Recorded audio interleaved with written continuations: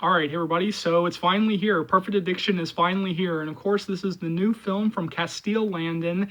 It is based on the book by Claudia Tan. It's adapted by Stephanie Sanditz, and it stars Kiana Madeira, Ross Butler, Matthew Notska, Bree Winslow, Nicholas Duvernay, Poppy Gilbert, Manu Bennett as Crixus, Ryan Brown, and I'm going to go ahead and say right here up at the front, I love this film. I know that there's like a lot of criticisms floating around about this film, but I love the hell out of this film. I mean, how could I not fall in love with this film? From the fantastic, and I do mean fantastic, performances from every single one of our actors, but special shout outs do go to our main trio of Kiana Madeira, Matthew Notska, and Ross Butler. I mean, like, they were out of this world amazing. Kiana Madeira is great in this film. I mean, she is perfectly cast as Sienna. She's really great, throughout the entire film. When she hurts, you hurt. When she's determined, you're determined. When she is going after the revenge. Like, you want to see her kick some ass. Ross Butler and her have great chemistry together. I thought that they were really great in the more steamier scenes, and I thought that they were great during the more softer moments, including the scene where Sienna is, paints, rubs the paint on him. I thought that scene was, steamy as hell. I thought it was soft and steamy as hell. And also the scene on the dock where she puts the blindfold on him and they're training on the dock near the water. That was like one of my favorite scenes in the whole movie. Like, that was like one of my favorite moments in the whole movie. Matthew Noska as Jax. Yeah, let's talk about Jax because Jax pissed me off. Like I hated the fuck out of Jax, and I think that really does go to Matthew Noska's performance. I mean, like, he really does make you hate Jax, and I don't care how this film ended. I don't care, like, they did try to have the apology scene, and Jax trying to be. I don't give a shit. I hated Jax. I hate Jax. I hate Jax with my dying breath. I do. I'm sorry. They did too much to make me hate Jax. I'm not into the redemption here for Jax. So please don't do that. Please don't do that. I thought that the fight scenes were really well done, and I thought they were really well edited, and I thought they were really well choreographed. I don't think that anybody in this film really does have a fighting background. I don't think that Kiana Madeira has a fighting background. Ross Butler, Matthew Notska, I don't think that they do have a fighting background. And so you can really tell just like how much work and how much dedication and how much blood, sweat, and tears they poured into this film, because I thought they were great and I thought they were really believable as the fighters.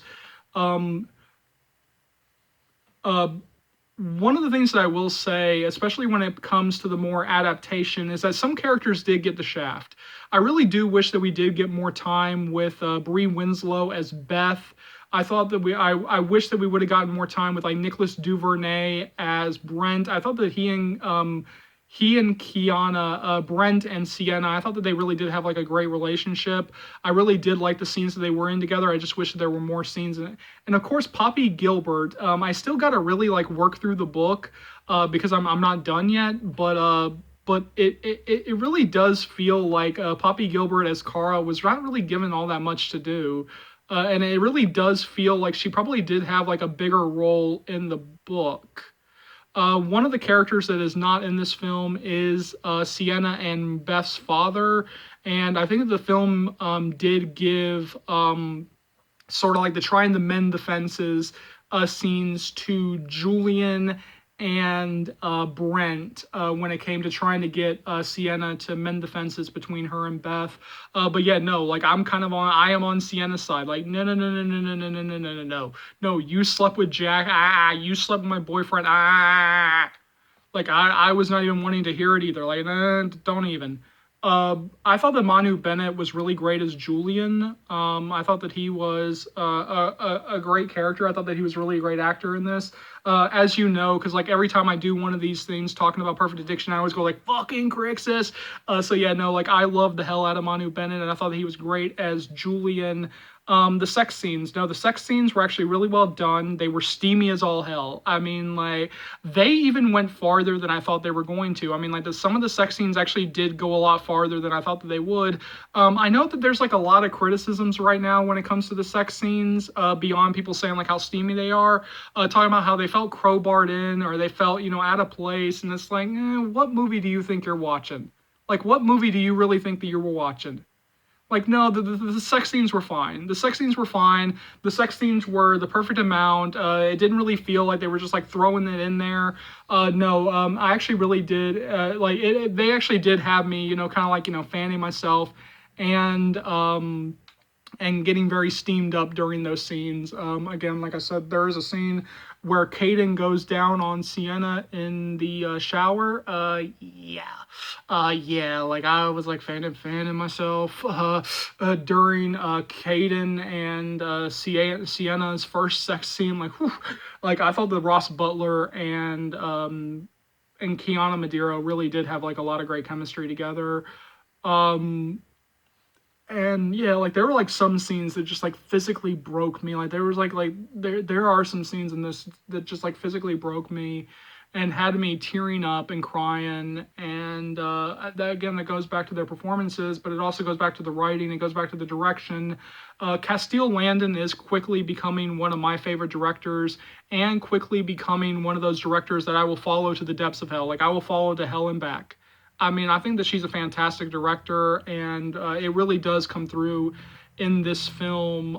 I thought that she directed the hell out of this film. This has great cinematography. I mean, on the technical side, like, this is really, it has great cinematography, great score.